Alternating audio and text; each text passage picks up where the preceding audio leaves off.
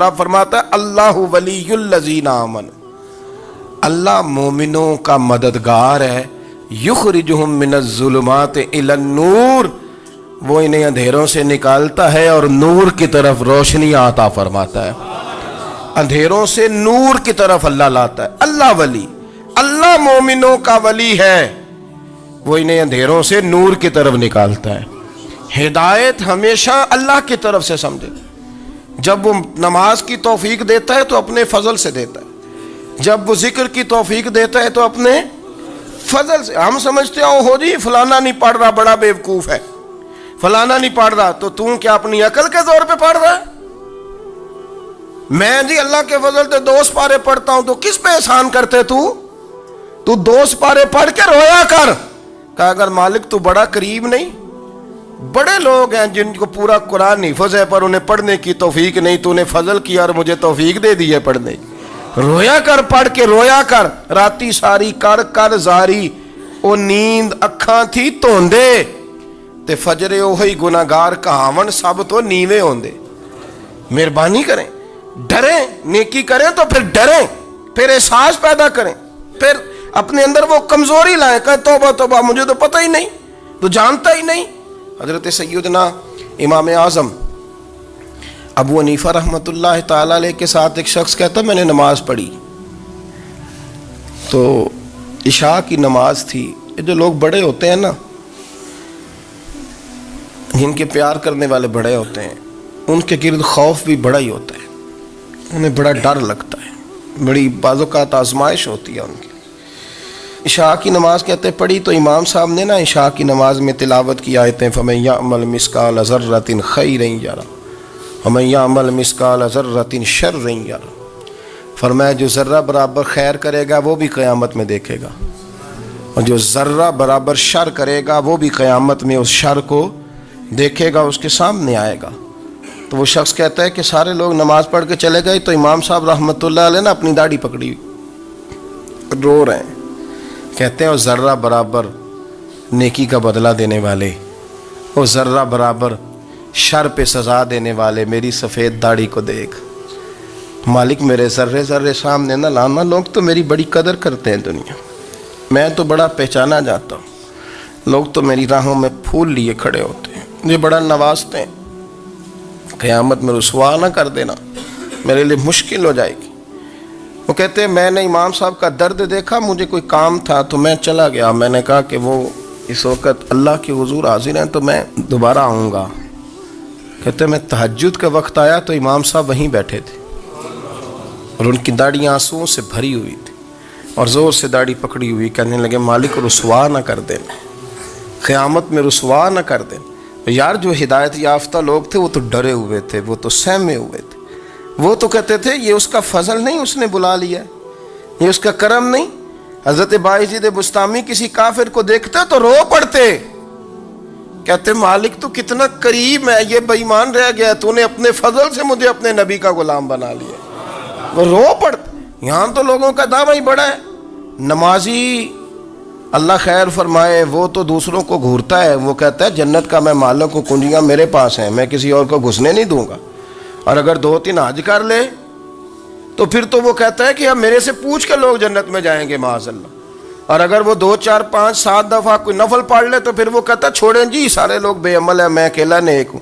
نہ ایسا کریں، اپنی توجہ اپنے رب پہ رکھیں، اپنی توجہ اپنے معین الملت والدین، عطائے رسول، ہند الولی، غریب نواز، خواجہ معین الدین چشتی، حضرت خواجہ اجمیر، شاہ اجمیر، شاہ اجمیر، والی ہندوستان، آخری عمر میں نا سارا دن روتے گزر جاتا، ساری رات روتے گزر جاتے، ذرا سی کوئی بات کرتا تو رو پڑتے، آنکھیں آنسوؤں سے بھری رہتی۔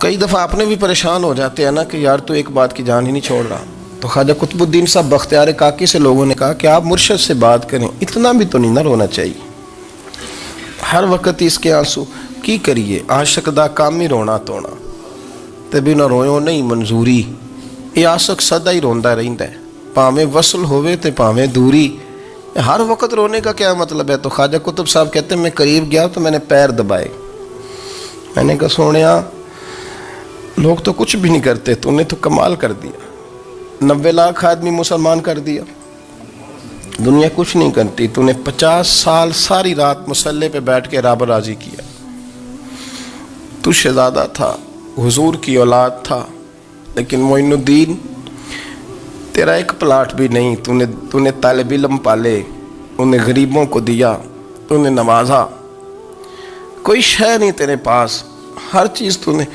ساری رات روتے ہو، سارا دن روتے ہو۔ تو خواجہ قطب الدین صاحب کہتے ہیں میں نے جب عرض کیا تو خواجہ صاحب مجھے گلے لگا لیا، چیخ مار کے روئے، کہنے لگے قطب الدین پتر داڑھی سفید ہو گئی، جانے کا وقت آ گیا، جو تو نے نیکیاں گنوائی ہیں وہ ہیں صحیح میرے پاس، پر یار کی بارگاہ میں پیش کرنے کے قابل ایک بھی نہیں، ایک بھی نہیں۔ تو بارگاہ تو دیکھ کتنی بڑی ہے، رسول کریم کی بارگاہ میں پیش کرنے کے قابل ان میں سے ایک بھی نہیں، تو آستانہ دیکھ کتنا بڑا ہے، کیا پیش کروں گا، کیا عرض کروں گا حضور کی بارگاہ میں، کس طرح۔ وہ یار جو بڑے تھے وہ تو ڈرے ہوئے تھے، سہمے ہوئے تھے، وہ تو بڑی آزمائش میں تھے، لیکن میرا اور آپ کا رٹا 2 نمازیں پڑھ کے 6 نمازوں کا دعویٰ کرنا اور لمبی چوڑی کہانیاں بنانا اور اپنے منہ سے اپنی تعریفیں کرنا، اس سے تھوڑا باہر آئیں، رزق بھی میرا اللہ ہی دیتا ہے۔ جب یہ نظریہ بن گیا، جب یہ ذہن بن گیا کہ پیدا اللہ نے کیا ہے، دینا اللہ نے ہے، عطا کرنے والا اللہ ہے، نوازنے والا اللہ ہے، تو پھر ساری توجہ دنیا داروں کی طرف رکھنا، میں اللہ والوں کی طرف توجہ رکھنے کا قائل ہوں، میں وہ سمجھتا ہوں، ہم اس چیز کے قائل ہیں، لیکن وہ بھی کوئی آستانہ ہے کہ جہاں حق مرشد کا نعرہ تو بڑا لگے پر رب کا نام ہی نہ سننے کو ملے۔ یہ بھی کوئی بات ہوئی کہ جہاں یہ تو نعرہ زور سے لگے کہ جیوے جیوے مرشد جیوے، لیکن استغفار کا درس ہی نہ ملے، جہاں ہر وقت یہ بتایا جائے کہ یہاں آ گئے تو بچ گئے، کیسے بچیں گے؟ میرے رسول پاک علیہ السلام کا دروازہ سب سے بڑا دروازہ ہے، حضور کا دروازہ سب سے بڑا دروازہ ہے، لیکن میرے دوستو یاد رکھنا، نبی پاک علیہ السلام نے بھی لوگوں کو جب رستہ دکھایا ہے تو رب کریم کا رستہ دکھایا ہے، اللہ کا رستہ دکھایا، اللہ کریم کا رستہ دکھایا، لوگوں کو رب کی طرف توجہ کرائی۔ میرے رسول کریم سید عالم صلی اللہ تعالی علیہ وسلم نے لوگوں کی اللہ کی جانب توجہ کرائی اور لوگوں سے یہ کہا کہ وہ اپنے رب کریم کی جانب اپنا ذہن رکھیں، اپنی توجہ اپنے اللہ کی جانب مبذول کریں۔ بڑے بڑے فقیروں کو مالدار ہوتے دیکھا، بڑے بڑے مالداروں کو فقیر ہوتے دیکھا۔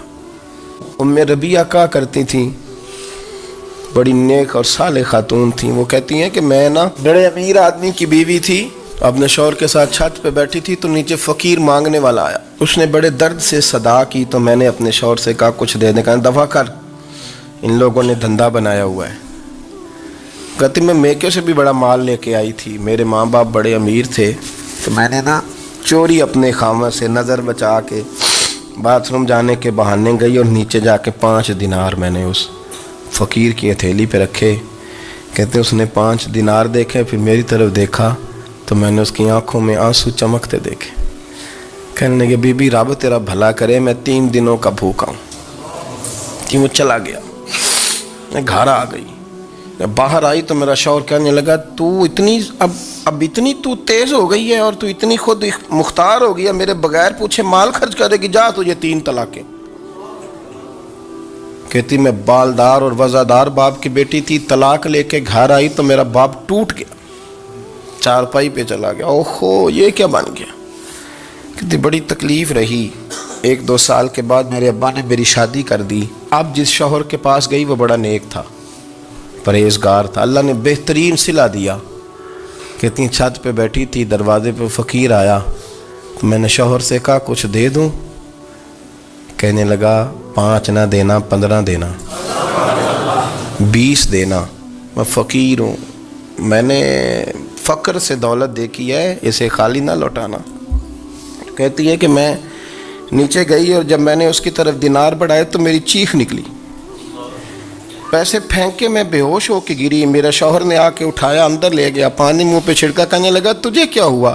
کہنے لگی یہ جو مانگنے آیا یہ میرا پہلا شوہر تھا، وہی تھا جو کہتا تھا کہ تو 5 دینار دے آئیے جا تجھے 3 طلاقیں. پڑھو نا حدیث پاک. میرے نبی پاک علیہ السلام نے فرمایا ایک بندہ گنجا تھا. گنجا کوئی ترتیب آگے پیچھے ہو جائے تو مفہوم کے لحاظ سے، لیکن میں مفہوم اس کا واضح کرتا ہوں. ایک گنجا تھا، کوئی شے نہیں تھی، سر پہ بال بھی نہیں تھے، رویا کرتا تھا. اللہ تعالیٰ نے فرشتے کو بھیجا، تجھے کیا چاہیے؟ تو کہنے لگا بال آ جائیں اور تھوڑا مال آ جائے. فرشتے نے ہاتھ پھیرا تو بال بھی آ گئے تو بکریاں بھی آ گئیں، لائنیں لگ گئیں، مال ہی مال ہو گئے. دوسرے کے پاس گیا، وہ کوڑا تھا. اس کو جا کے کہا کیا چاہیے؟ کہنے لگا شفا ہو جائے اور کچھ اللہ تعالیٰ آسانی کر دے. شفا بھی ہو گئی، گائیں بھی دے دی، بھینسیں بھی دے دی، مال ہی مال ہو گئی. پھر ایک کے پاس گیا، وہ اندھا تھا. تجھے کیا چاہیے؟ اس نے کہا آنکھیں مل جائیں اور کچھ ساتھ اللہ مال دے دے. اونٹ ہی اونٹ ہو گئے. جب بڑا نواز دیا تو پھر مالک نے امتحان لینے کا ارادہ کیا. یاری تیری سونا ہے پر آزمائشاں بھی تیریاں اگ. آزمائشاں تیریاں، صحیح کہہ رہا ہوں، آزمائشاں تیریاں، یاری تیری سونا ہے پر آزمائشاں تیریاں. اے سونا پرکھیا جاوندا ہی پہلو نال لگاں دے لگ. اللہ نے فرمایا آزمائش کرو. سب سے پہلے گنجے کے پاس آئے، اسے کہا اللہ کے رستے میں کچھ دیکھا نہیں لگا، میرے خرچے ہی بڑے. دیکھو تو صحیح کتنی مشکل میں وقت گزارتا ہوں، حال ہی کوئی نہیں. تو اس نے کہا میں نے تو سنا ہے تو گنجا اور بھوکا ننگا تھا. کہنے لگا میں تو جدی پشتی رئیس اعظم ہوں، تو یہ کس پاگل نے کہا ہے بھاگ جا. اس نے کہا اچھا جیسے تو تھا ویسے ہی ہو جائے. کھیت کھلیان اجڑ گئے، پھر سے گنجا ہو گیا. حضور علیہ السلام فرمانے لگے. پھر وہ اس کے پاس گیا جو کوڑا تھا، اسے کہا کچھ دے. کہنے لگا خرچے ہی بڑے. اب پوچھ لیں کسی امیر آدمی سے، کہے گا چکی کے نیچے ہاتھ ہے میرا، میرے سے زیادہ تو اب پریشان بندہ ہی کوئی نہیں. کیا بتاؤں آپ کو، اتنا ٹیکس ہے، اتنا جرمانہ ہے، فلانی شے، بڑا کچھ گنواتے ہیں لوگ. اس نے کہا میں نے تو سنا تو پہلے کوڑا تھا. اس نے کہا اچھا دوڑ جا، میں تو رئیس اعظم ہوں، دادا بھی پردادا بھی اور ساری نسل ہی. اس نے کہا اچھا جیسے تو تھا ویسے ہی ہو جائے. پھر وہ گیا اندھے کے پاس اور جا کے کہا اللہ کے نام پہ کچھ دے. تو وہ کہنے لگا رب کے نام پہ؟ یہ کھڑے ہیں اونٹ، جتنے تیرے دل کرے لے دا. اس نے کہا کیا معنی اس بات کا؟ کہنے لگا یار تجھے کیا بتاؤں، میں تو اندھا تھا، میں نے تو کبھی دنیا دیکھی نہیں تھی. پھر اس کریم نے فضل کیا تو مجھے بڑا کچھ دکھایا. میں کیا بتاؤں، میرا دل کر رہا ہے کہہ دوں کہ پھر اس نے کعبہ دکھایا، پھر اس نے روضہ رسول دکھایا، پھر اس نے ریاض الجنہ کے سجدے دکھائے، پھر اس نے اپنے محبوب کے دروازے کی رونقیں دکھائیں. اس نے بڑا کچھ دیا، اس نے بڑا نوازا. میرے پاس تو شاید میں بدکار پرانا خادم، کسے در ملی نہ ٹوئی. اے واصف یار نے نظر جو کی تھی، پھر واصف ہی ہوئی. یہ تو اس کا کرم ہوا. تو یہ وہ کہنے لگا تو اللہ کے نام پہ جان مانگ، میں وہ بھی دینے کو تیار. میرے پاس تو شے ہی کوئی نہیں تھی، مجھے تو اپنا پتہ ہے، میں تو کوئی شے نہیں تھا، کچھ نہیں تھا میرے پاس. یہ تو ان کا کرم ہے کہ رخ ان کا ادھر ہے. اور مختصر سی میری کہانی ہے، یہ جو بھی ہے ان کی مہربانی ہے. تو وہ کہنے لگا میں بھی کچھ لینے نہیں آیا تھا، تیری آزمائش ہی کرنے آیا تھا. تیری عزتیں بھی سلامت رہیں گی، تیرا مال بھی سلامت رہے گا، تیری شفا بھی. اپنی زندگی میں کبھی بھی اللہ کی بارگاہ سے توجہ ادھر ادھر نہ کریں. چھوڑیں لوگ کیا کر رہے ہیں، دنیا کیا کہہ رہی. کبھی بھی. میرے ایک بڑا سخی قسم کا سجن ہے، بڑا پیارا ہے، میں اسے سخی مانتا ہوں. میں نے اپنی پریشانیوں کے دنوں میں بھی اس شخص کو سخی دیکھا. ایک دن رات کو مجھے ٹیلی فون کر کے کہنے لگا کدھر ہو؟ میں نے کہا میں گھر ہوں. نہیں اکثر سفر میں ہوتے ہو نا؟ اور میں نے کہا طبیعت کیسی ہے؟ ٹھیک ہے، بس حال چال پوچھنا تھا. میں نے سمجھا، میں نے کہا یار یہ کوئی مسئلہ ہے، ورنہ رات کے 2 بجے کوئی حال پوچھنے کو فون تو نہیں نہ کرتا، کوئی مطلب ایسا تو مسئلہ نہیں نا. تو میں نے بیک کال کی، میں نے کہا یار میری بات سن، مسئلہ کیا؟ کہ نہیں کچھ نہیں دل کر رہا تھا. میں نے کہا میری گل سن، رہے ہیں اسی 4-5 سال کٹھے، میں تین جاننا، اصل بات کر. کہنے لگا مکان بھی بڑا ہے، سارا کچھ ٹھیک ہے، پر وہ بڑا ہی بے نیاز ہے. کچھ حالات اس قسم کے آ گئے ہیں کہ لوگوں کو بتاؤں بھی تو لوگ ماننے کو تیار نہیں، زیادہ نہیں، مجھے نا تھوڑے سے پیسوں کی ضرورت ہے، کوئی 15-20 ہزار اگر مل جائیں میری ضرورت۔ آپ یقین کریں میں روتا رہا ساری رات۔ میں نے کہا مہربانہ تیرا کس طرح کریں گے، اس سے لے کے زمانہ استعمال کرتا تھا، پر بے پرواہی ویخ نہ سجڑ دی جتھے کسے دی پیش نہ جاوے، انہیں تاجاں والے در در رولے تے منگتے ہیں تخت بٹھاوے۔ سجنا کسے نو کارا مل دئی، کوئی کعبے خالی آوے۔ واللہ خیر الرازقین، وہ کہتے تو دائیں بائیں نہ جا، رزق تو تجھے میں دوں گا، میں ہوں بہتر رزق دینے والا۔ اپنی نظر اللہ پہ رکھیں، نکل آئیں اس معمے سے باہر کہ میں کوئی بلا ہوں، مجھے بڑا پتہ ہے، میرے پاس 6 ڈگریاں ہیں، مجھے 10 جگہ پہ تدریس کا شغف حاصل ہے، اس سے نکلیں باہر۔ حضرت مولا علی شیر خدا کرم اللہ تعالی وجہہ الکریم سے کسی نے پوچھا تھا بڑا عالم کون ہوتا ہے؟ ہمارے ہاں تو اب وہ والے عالم پائے جاتے ہیں نا اللہ ماشاءاللہ، جو ممبر پہ بیٹھتے ہیں تو دعوے ہی دعوے، ممبر پہ بیٹھتے ہیں تو دعوے ہی دعوے، اس طرح کے عالم ہمارے ہاں پائے جاتے ہیں، وہ ہر بات میں دعویٰ کرتے ہیں، میں یہ کر دوں گا، میں وہ کر دوں گا۔ یہ مزاج علماء کا نہیں۔ حضرت علی المرتضیٰ سے کسی نے پوچھا بڑا عالم کون ہوتا ہے؟ فرمایا بڑا عالم وہ ہوتا ہے کہ جسے مسئلے کا پتہ نہ ہو تو وہ کہہ دے مجھے نہیں پتہ، میں پتہ کر کے بتاؤں گا، غلط بات بیان نہ کرے۔ امام مالک سے کسی نے کوئی مسئلہ پوچھا تو آپ فرمانے لگے مجھے اس سوال کا جواب نہیں آتا، ہمارے بزرگ سمجھاتے کیا ہیں؟ وہ کہنے لگا آپ اتنے بڑے امام ہیں تو اس سوال کا جواب نہیں آتا۔ آپ فرمانے لگے اگر مجھے ہر سوال کا جواب آتا پھر تو میں خدا ہوتا، مجھے ہر سوال کا جواب نہیں آتا، مجھے تو اتنا آتا ہے جتنا میرے رب نے مجھے عطا کر دیا ہے۔ قرآن مجید دیکھیے گا، اللہ تعالیٰ نے ارادہ قدرت فرمایا کہ میں حضرت آدم کو بناؤں گا، پھر بنانے کے بعد فرمایا فرشتوں سجدہ کرو آدم کو، سب نے سجدہ کیا الا ابلیس ابا واستکبر وکان من الکافرین، سب نے سجدہ کیا سوائے ابلیس کے، اس نے انکار بھی کیا، تکبر بھی کیا اور کافروں میں سے ہو گیا۔ تو یہ جب اللہ تعالیٰ نے سجدہ کرایا تو کیسے کرایا؟ اللہ تبارک و تعالیٰ نے نا حضرت آدم کو علم سکھایا خود، وعلم آدم الاسماء کلہا، خود اللہ فرماتے ہیں کہ میں نے جناب آدم علیہ السلام کو تمام اشیاء کے نام سکھائے، سب اشیاء کے نام سکھائے۔ تو وہ چیزیں پھر میں نے نا، اللہ فرماتے ہیں میں نے فرشتوں پہ پیش کی، میں نے کہا کہ بتاؤ ان کے نام کیا ہے، تو فرشتوں نے جو جواب دیا ہے وہ سمجھنے والا ہے۔ اللہ نے چونکہ خود علم سکھایا تھا حضرت آدم کو، جناب آدم سکھایا تھا لیکن فرشتوں کو نہیں سکھایا تھا، تو اللہ کریم نے فرمایا فرشتوں اب یہ بتاؤ ان چیزوں کے نام کیا ہیں؟ تو فرشتے کیا کہتے ہیں؟ فرشتے عرض کرتے ہیں قالوا سبحانک لا علم لنا۔ آپ کبھی یقین کریں اس چیز کی لذت لیں تو مزہ آ جائے۔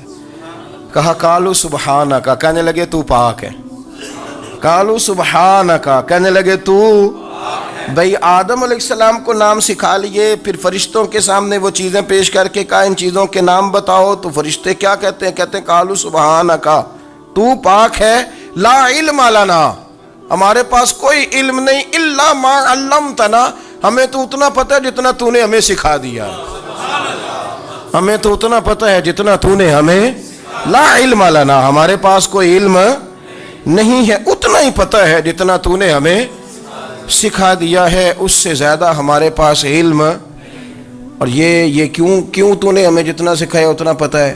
فرشتے یہ نہیں کہتے یا اللہ تو زیادہ سکھا، آدم کو دیا تو ہمیں بھی دے، یہ نہیں فرمایا، فرمایا انک انت العلیم الحکیم، اے اللہ تو علم والا بھی ہے اور حکمت والا بھی ہے، تجھے پتہ ہے کس کو کتنا دینا ہے، جتنا تو نے مناسب سمجھا جناب آدم کو دیا، اور جتنا تو نے بہتر سمجھا وہ تو نے ہمیں عطا فرمایا۔ تو اگر آپ کے پاس علم ہے، کہیں نالج ہے، تو اس کو اللہ کی عطا سمجھیں۔ ہمارے ہاں بہت سارے لوگ بن کے بیٹھ جاتے ہیں، میں اکثر کہتا ہوں کہ پھر وہ دعوے کرتے ہیں میرے علاقے والے جاہل ہیں، میرے شہر والے جاہل ہیں، میرے خاندان والے پڑھے نہیں، یہ آپ کا دعویٰ ہے، یہ آپ کو خراب کر دے گا۔ ہم نے بہت سارے ایسے لوگ دیکھے جو بہت بڑے عالم تھے، لیکن اللہ جب لینے پہ آیا تو عقل ہی لے گیا، شعور ہی چلا گیا، حافظے ختم ہو گئے۔ آپ دیکھتے ہیں بڑھاپے میں کچھ لوگ ایسے ہوتے ہیں کہ جن کو یہ بھی یاد نہیں رہتا کہ میرا نام کیا ہے، میں کہاں ہوں، مجھے کدھر جانا ہے۔ تو اس وقت سے اللہ کی پناہ مانگیں اور اپنی نظر اپنے رب کریم کی جانب رکھیں، اللہ کی جانب اپنی نظر کو مبذول رکھیں۔ دوسری بات، علم کے بعد ایک چیز آتی ہے جس کا نام ہے ہدایت، جس کا نام ہے تقوی، جس کا نام ہے پرہیزگاری، جس کا نام ہے عمل، عبادت، ریاضت۔ یہ بھی اسی وقت ہی نصیب ہوتی ہے جب میرا رب کریم نصیب فرما دیتا ہے۔ ہم نے نا نیکی کا اپنا اپنا سٹیٹس بنا لیا ہے، اپنا اپنا معیار بنا لیا ہے۔ کچھ لوگ کہتے ہیں کہ جناب مسجد میں سیمٹ کا توڑا دینے سے بہتر ہے کسی غریب کو آٹے کا تھیلا دے دو۔ اب اس نے اپنا مزاج بنا لیا نا نیکی کا، اس نے اپنا سٹیٹس بنا لیا ہے۔ میرا یہ سوال ہے کہ نبی پاک صلی اللہ تعالیٰ علیہ وسلم جب مدینہ شریف آئے تھے تو حضور نے سب سے پہلے غریبوں میں آٹا تقسیم کیا تھا کہ سب سے پہلے مسجد بنائی تھی؟ کیا عجیب لوگوں کا رنگ ہے، اپنی مرضی کی ہدایت، اپنی مرضی کا تقوی، اپنی مرضی کا معیار۔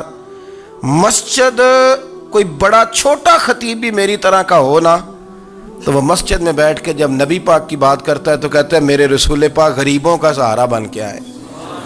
وہ غریبوں کی بات کرتا ہے، مسکینوں کی، لاچاروں کی، کمزوروں کی بات۔ تو مسجد ہی تو وہ ادارہ ہے جہاں سے غریبوں کی بات ہو رہی۔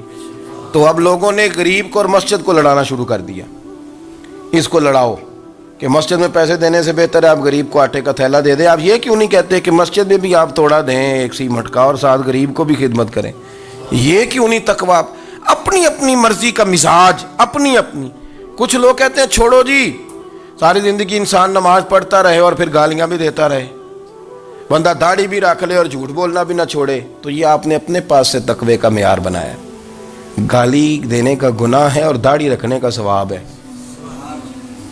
تو اگر آپ داڑھی رکھے ہوئے ہیں اور آپ کوئی غلطی کر رہے ہیں تو اس سے آپ کی داڑھی کا ثواب ختم، اللہ کرے آپ کو سمجھ آئے میری بات۔ آپ کوئی غلطی کر رہے ہیں، داڑھی کا ثواب اس سے ختم، وہ اپنی جگہ پہ قائم ہے چیز۔ اپنی مرضی کا کیوں تقوی کا معیار بناتے ہیں؟ تقوی کا مزاج اپنی مرضی کا نہ بناؤ، اللہ کی بارگاہ سے دعا مانگو کہ یا اللہ ہمیں ہدایت کا نور عطا فرما۔ ہمارا یہ مسئلہ بن گیا کہ ہماری سیاست ہے، ہماری دنیا داری ہے، ہم بندوں کو راضی کرنا چاہتے ہیں۔ ہم دیکھتے ہیں کون کس طرح، اور آپ یقین کریں آپ تھک جائیں گے، بندے راضی نہیں ہوں گے، وہ نہیں راضی ہوتے۔ آپ ان کو منا کے لائیں گے تو ادھر والے نکل جائیں گے، ادھر کو منائیں گے تو ادھر والے نکل جائیں گے۔ اس چکر سے باہر آئیں، اس رب کو راضی کریں جو فرماتا ہے ان الذین آمنوا وعملوا الصالحات سیجعل لهم الرحمن ودا۔ فرمایا تو ایمان لانے کے بعد نیک عمل کر، میں لوگوں کے دلوں میں تیری محبت پیدا کر دوں۔ رحمان لوگوں کے دلوں میں محبت ڈال دے گا، اللہ لوگوں کے دلوں میں۔ اپنی نظر ہمیشہ اپنے رب پہ رکھیں، اتنی لمبی چوڑی دنیا داروں سے امیدیں نہ وابستہ کریں۔ میں نے دیکھا ہے لوگ کاسا لیسی کرتے ہیں، کبھی اس کے دروازے پہ کبھی اس کے دروازے پہ۔ ان چکروں سے باہر آئیں اور اپنے رب کی بارگاہ کی طرف توجہ کریں۔ استغفار شوق سے پڑھا کریں، اور اکیلے میں نا، اکیلے میں۔ حضرت رئیس المتکلمین مولانا نقی علی خان صاحب رحمۃ اللہ نے لکھا ہے کہ فرعون 500 سال حکومت کر گیا، یا تو 5 سال کی حکومت کی پیر لڑکھڑاتے ہیں، 500 سال۔ فرماتے اصل وجہ یہ تھی کہ دنیا جب سو جاتی تھی نا تو اوپر چادر لے کے تو مصلے پہ بیٹھ جاتا تھا اور ہاتھ باندھ کے کہتا تھا رب تو ہی ہے، میرا پردہ نہ کھولنا، مالک تو ہی ہے، کرم نوازی کرنا، میری پکڑ نہ کرنا۔ وہ بے ایمان ہو کے اگر 500 سال ہاتھ باندھے تو گزارا کر لیتا ہے، تو ایماندار ہے۔ پر مسئلہ یہ ہے کہ تو رات کو بکل مار کے ہاتھ نہیں نہ باندھتا، تو منت نہیں کرتا، تو استغفار نہیں کرتا۔ توبہ کریں تو بچے رہیں۔ وہ اتنی لمبی حکومت کر گیا چونکہ رات کو کہتا تھا مالک رب تو ہی ہے، لیکن مہربانی فرما، میری پکڑ نہ فرمایا تو اللہ نے تو اس کو مہلت دے دی۔